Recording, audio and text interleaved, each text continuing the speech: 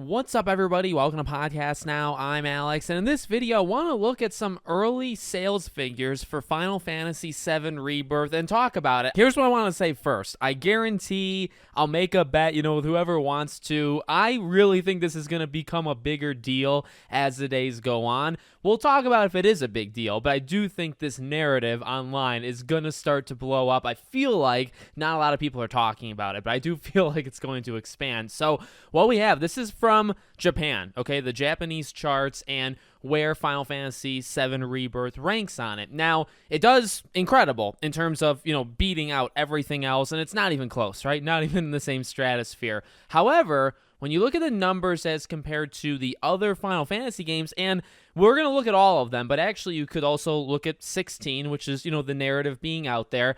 It is significantly lower, kind of shockingly. Now, again, is that like a terrible thing? We'll discuss that as this video goes on, but let's do it. Let's look at software sales. So obviously you see Final Fantasy VII Rebirth is number one, again, like 262,000. The next up, number two, is at 14,000. You got 11,000, etc. Now, I do believe this is physical, okay? This isn't digital, and again, it's only Japan, all right? So that's two very important things to throw in there. As the years go, more people get the game digitally, right? We all know this. The numbers have, dramatically, increased, really even around 2022 with COVID, right? It really started to pick up. So it's not, I would say, the most shocking that it's a drop from, as you could look at Final Fantasy VII Remake.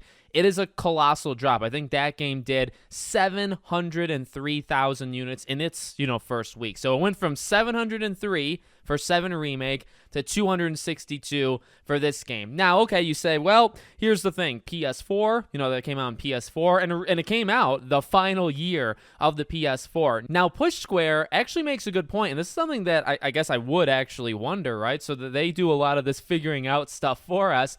You look back, and at the time that Remake came out on PS4, even though it was the final year, right? The final year of the PS4 had only sold 9 million units in Japan over the time that it was out, those 7 years into 2020, right? If you look at it right now, the PS5 currently tops 5 million 3 years in. So number one, it's pacing to be a faster selling, PS5 is outpacing PS4 in Japan. And I think it's outpacing PS4 or close to outpacing PS4 kind of worldwide. And so you look at it and you say, oh, it's not exactly 1/3, right? It's a little bit higher than 1/3 of what those units were, but maybe PS5, this is only 4 years into PS5, maybe, not enough people have it. Well, the fact is actually, in terms of the install base, it should have been, I think, a little bit higher. And the real, I would say, negative thing, and this is why I imagine this is going to be like on Twitter and console warriors are going to be having at it,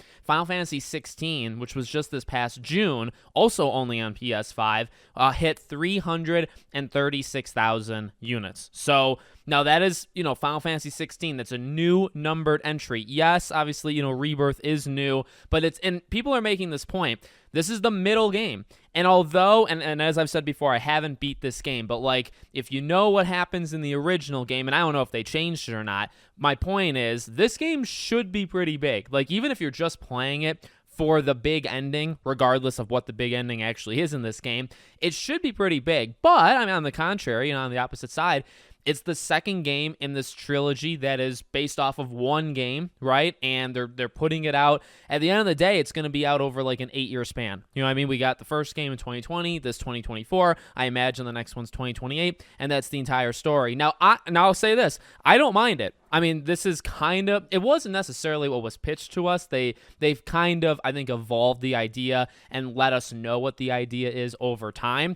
I've accepted it. I understand it. I think it's fine, but I understand that not everybody does, right? And I think, why am I saying it like that? I think there's definitely people out there that are saying, I've actually seen it on my own channel, and yeah, my channel's smaller, but I've seen people say, hey, I'm waiting till, and as maybe to some it's ridiculous, but I do get it. I've seen people say, hey, I'm waiting till the third game. Give me all 3 games. Yeah, it's over 8 years, 2, maybe even 3 consoles, but give me all of them, and I'll play them all at once. And you also think first game in a trilogy, last game in a trilogy. Those two probably by the statistics would do better. You know what I mean? Like part 1, part 3, maybe not necessarily part 2. Now, yeah, you want it to grow each time, but I could see it. So one other thing I want to look at, right? Because I mean, look, again, it's going to be negative, and I think fanboys are really, going to go at it, about this. Okay, in some degree, well, I don't like fanboys, right? And I don't like the constant, kind of argument that way. I mean, it is a downward trend. There's no spinning that, you know what I mean? It's hard to, in the first place. I'd like to see people try. It's not great. Like, you would expect it to be higher. Now, one thing I do want to bring up is, okay, well, what about just Japan? Like, is there a crisis? Like, what's going on? But what's interesting is there's a tweet from Mighty Keith, and he posted this other tweet, but the name has been blocked out. So sadly, we can't give credit, but this is interesting. Now, that's a hell of a huge fall from grace in Japan compared to other FF titles. And they go through a bunch of them, and you look, and I mean, it's been a downward trend for really since, well, they show up to Final Fantasy VII, right? So they don't show before then, but Final Fantasy VII all the way to now Rebirth, 2 million. 2.5 million, so there was that increase there. But then 1.95, 1.75, 1.47, 1.8, so it jumps up again. 1.5, 605, that was, part 2, Lightning. And then you have 301, so I mean, the Lightning trilogy really, fell apart, really, each game there. 716, 702, 336, 262. So it bounces back, right? Like Final Fantasy 13 originally does 1.5, then it completely, gets destroyed. Then it comes back with 716, 702, so Remake kind of held, right? But it did drop a little. And then 16 fell off a freaking cliff, and then Rebirth is actually, I would say, significantly lower, and again, significantly lower than 7 Remake. So I just kind of want to throw it out there, again, there's going to be narratives and stuff. I don't think it's a positive. I don't think it's a great trajectory. I want this game to do well.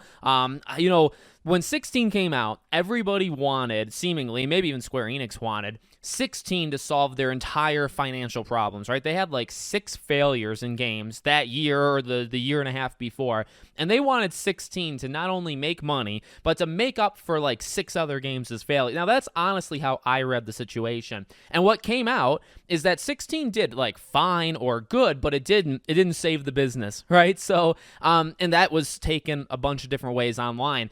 I can only imagine this one, right? It's a lot of the same stuff that I would say now as I did with 16, and I genuinely wonder this stuff. Does Sony has the marketing, right? And now you could absolutely say, and I'm sure people will say, this is what happens, when you limit it to one console. And you can say it, I'll respect that opinion. But for me, I've always just wondered, okay, when you make it exclusive, how much do they give you? Because do they give you enough to offset the negative? And by the sounds of it, the answer is no. But again, you don't really know. Again, 16 comes out. Sony paid them something. We don't know that number. And also, again, because of what they wanted 16 to do, Sony didn't pay them enough for 16 to be exclusive, to make 16 profitable, and then to fix their other 5 games. Forspoken bombed, all these other games bombed. It didn't fix all those issues. So for, 7 Rebirth, I mean, we're for sure getting part 3. But, did Sony's exclusivity deal, does that make up for, if they wanted double the units, is the money that Sony gave them, does that make up for it? I don't know. My guess would be no, not all the way. I do think it would make up some of it, but just not all of it, right? But we don't actually know that. So that's just always been a question that's, genuinely, I've always been curious about. But it's not a good path. You could make a Japan argument because you could look at it and say, okay, well, this exclusivity thing is killing them. Well, it might just be I mean, honestly, by that, just a simple graphic, it looks like Final Fantasy is just kind of dying in Japan. For whatever, reason it is. You could maybe think of gameplay. You can think of just the games in general. Maybe they're not catching on. Too many, whatever the reason might be. But clearly, there's a drop, and there's been a drop for, what do you want to say, 20 plus years, right? I mean, if you go back to Final Fantasy VII, even longer. So That's insane. So maybe it's not all that bad, and I'm going to be interested to see kind of what narratives are out there, but